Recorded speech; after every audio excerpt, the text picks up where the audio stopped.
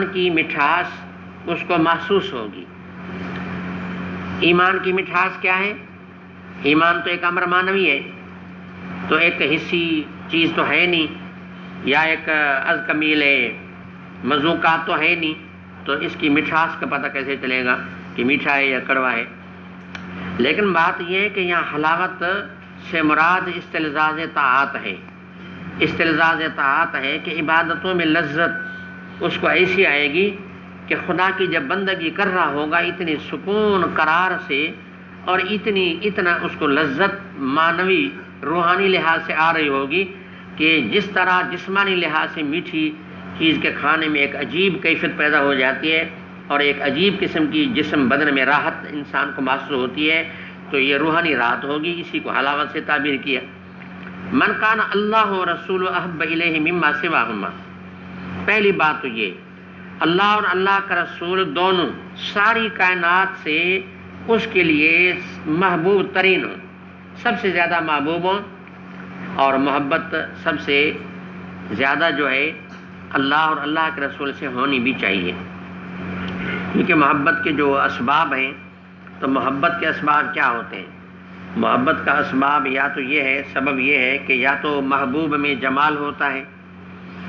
یا محبوب کے اندر کوئی کمال ہوتا ہے، یا محبوب کے اندر کوئی نوال ہوتا ہے، تو یہ اسباب محبت ہیں۔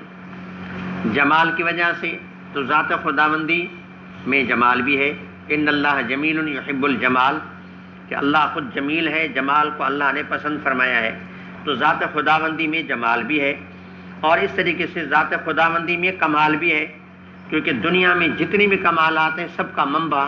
اور سر چشمہ ذات خداوندی ہے، تو پھر کوئی وجہ نہیں ہے تو دنیا میں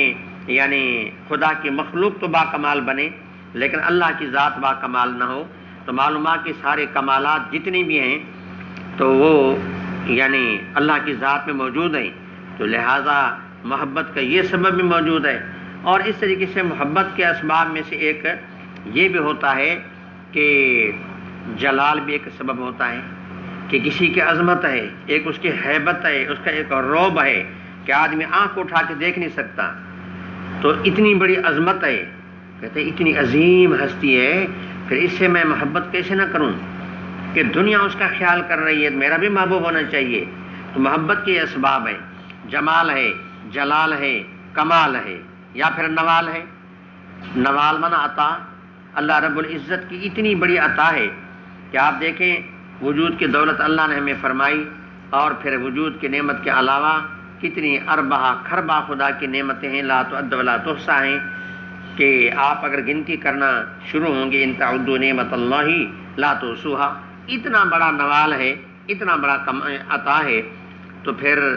تھوڑی عطا سے کوئی کسی کو اگر ہدیہ دیتا ہے، کوئی خرچی دیتا ہے، تھوڑی خدمت کرتا ہے، تو آدمی کہتا ہے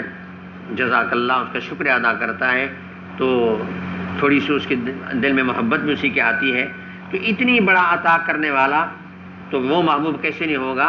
تو بہرحال اس طرح اللہ کے نبی کا بھی وہی معاملہ ہے کہ ساری صفات محبت کے اسباب اللہ کی ذات میں، اللہ کے نبی میں موجود ہیں، لہذا کوئی وجہ نہیں ہے کہ یہ دونوں ساری دنیا سے زیادہ محبوب نہ ہوں۔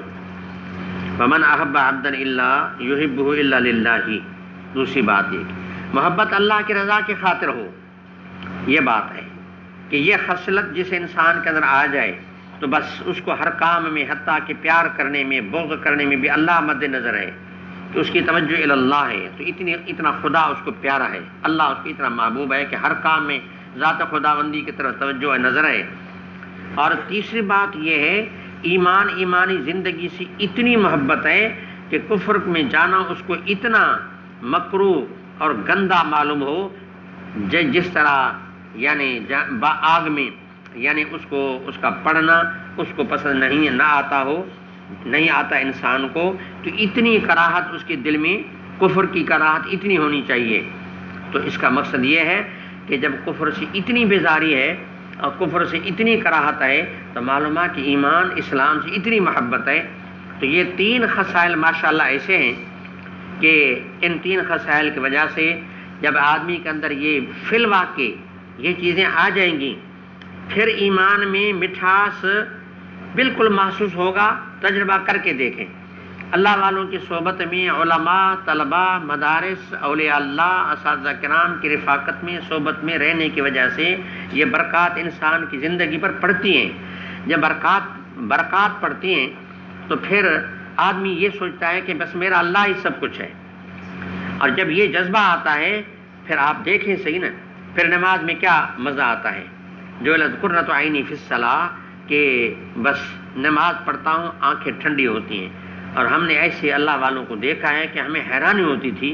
کہ اتنا لمبا قیام ہے، اتنا لمبا رکوع ہے، اتنا سجدہ ہے کہ نہ کوئی دنیا کا پتہ ہے، نہ دنیا کا کوئی کام کاج ہے، نہ ان کو دنیا کی کوئی حاجت ہے۔ یوں معلوم ہوتا کہ دنیا کی حاجت ہی نہیں، کوئی دنیا کا کوئی کام ہی نہیں۔ باقاعدہ میں اپنا مشاہدہ آپ کو بتا رہا ہوں، اللہ نے ایسے بندے ہمیں دکھائے۔ تو بہرحال یہ چیز ہوتی ہے، جب یہ کیفیت پیدا ہو جاتی ہے، خصائل انسان میں آتے ہیں تو حلاوت الایمان بھی محسوس ہوتی ہے۔ اور مناسبت جو ہے وہ ظاہر ہے کہ وہاں بھی کراہت کفر کا ذکر تھا اور یہاں کراہت کفر کا ذکر ہے۔ اور پھر اس کے بعد آپ یہ سمجھیں کہ اس حدیث میں خصائل ثلاثہ کا ذکر آیا، 3 خصلتوں کا ذکر آیا۔ 3 خصلتوں میں بندوں کا باہمی فرق مراتب ہے کہ کسی کا وہ محبت کا معاملہ محبت کلی مشکک ہے، اب یہ ہے کہ اس کا تمام افراد میں جو ہے وہ تفاوت ہے، تو لہٰذا کسی میں محبت زیادہ ہے، کسی میں کچھ کم ہے اور کم ہے۔ اس طریقے سے کراہت کا معاملہ بھی ایسا ہی ہے، اور محبت مخلوق کا مسئلہ بھی ایسا ہی ہے، اور کراہت کفر کا مسئلہ بھی ایسا ہی ہے۔ تو لہٰذا اب باب رکھا کہ تفاضل اہل ایمان فی الاعمال۔ تو اس ترجمے کا غرض کیا ہے؟ تو اس کے لیے فرماتے ہیں کہ امام جو ہے، اگرچہ جیسے میں نے شروعات میں عرض کیا تھا کہ اصل مقصود مرجئہ کی تردید ہے، اور کہیں کہیں انہوں نے معتزلہ خوارج کی تردید بھی فرمائی ہے، اور یہ لیکن ان کا جو انداز بیان ہے اس سے بظاہر شبہ ہوتا ہے کہ شاید فقہا یا متکلمین سے کوئی اختلاف ہے، لیکن یہ بات قطعا نہیں ہے۔ میں نے روز اول میں بھی عرض کیا تھا کہ اس طرح کی کوئی بات نہیں ہے۔ اچھا، رہا مسئلہ یہ کہ آج کا یہ جو ترجمہ ہے، اس ترجمے میں گویا فقہا متکلمین سے یعنی موافقت فرما رہے ہیں کہ مانا ان کی بات ٹھیک ہے کہ نفس ایمان کی وجہ سے کوئی فرق نہیں ہے۔ اہل ایمان کا اگر باہمی فرق ہے تو اعمال کی وجہ سے ہے، باقی نفس ایمان میں سب برابر ہیں۔ تو اہل ایمان کا تفاضل فی الاعمال، ترجمہ رکھا تفاضل اہل الایمان فی الاعمال، کہتے فی بمانا یعنی فی تعلیلی ہے، فی تعلیلی